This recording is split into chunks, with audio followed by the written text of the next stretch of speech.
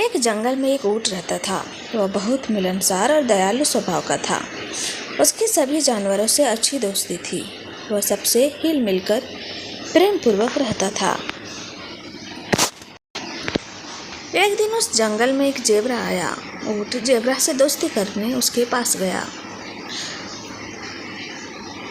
तुम्हारा जंगल में स्वागत है मित्र। मैं ऊंट हूँ, तुम्हारी तरफ मित्रता का हाथ बढ़ाता हूँ। ऊंट सफ़ेद खाल पर काली धारियों वाला एक खूबसूरत जानवर था। उसे अपनी खूबसूरती पर बड़ा ही घमंड था। उसने ऊंट को देखा। मोटी चमड़ी, लंबी गर्दन, पीठ में कुबड़, आंखों पर बड़ी बड़ी पलकें, भद्दे सूर वाले ऊंट को जेबरा ने सोचा कि ये कितना खूबसूरत है और बदसूरत भी उतना ही है। मुझे जैसे खूबसूरत जानवर का दोस्त भी खूबसूरत होना चाहिए। उसने ऊंट से दोस्ती करने से इनकार कर दिया। मैं इतना खूबसूरत जानवर हूँ, तुम जैसे बदसूरत जानवर से मैं मित्रता नहीं कर सकता। ऊंट को जेबरा के व्यवहार पर बहुत दुख हुआ। वह चुपचाप चला गया।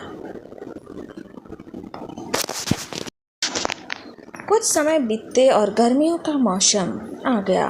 उस साल भीषण गर्मी पड़ी। नदी तालाबों का पानी सूखने लगा। जानवरों में पानी के लिए त्राही त्राही मच गई और सभी पानी की तलाश में जंगल छोड़कर जाने लगे। जंगल के सारे जानवर परेशान थे। पानी की कमी से जेबरा के सामने भी जीने मरने की नौबत आ गई थी। लेकिन वह जब भी ऊंट को देखता वह उसे बड़ा सामान्य नजर आता।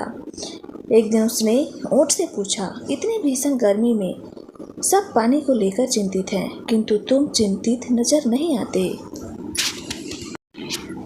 वो इसलिए क्योंकि मैं बदसूरत हूँ, ऊंट ने मुस्कुराते हुए उत्तर दिया। जेबरा उसकी बात समझ नहीं पाया। तब ऊंट ने कहा, मेरी पीठ पर ये कुबड़ देख रहे हो, दिखने में अजीब लगती है, लेकिन इसमें मैं पानी जमा करके रख सकता हूँ। इसके कारण मुझे कई दिनों तक पानी की कमी नहीं होती और मैं बड़े आराम से बिना पानी के लंबे समय तक रह सकता हूँ। मैं मरुद्यान को भी बड़ी आसानी से सूंघकर खोज सकता हूँ। जेबरा ऊंट के साथ जाने लगा। कड़ी धूप थी। जेबरा का हाल बेहाल होने लगा। तब ऊंट ने उसे अपने विशाल शरीर की ओट में चलने को कहा। जेबरा को धूप से कुछ राहत मिली। जेबरा ने मदद के लिए ऊंट का धन्यवाद किया और अपने व्यवहार पर माफी मांगते हुए कहा, मुझे माफ़ कर दो। मैंने तुम्हें बदसूरत समझकर तुमसे दोस्ती नहीं की थी।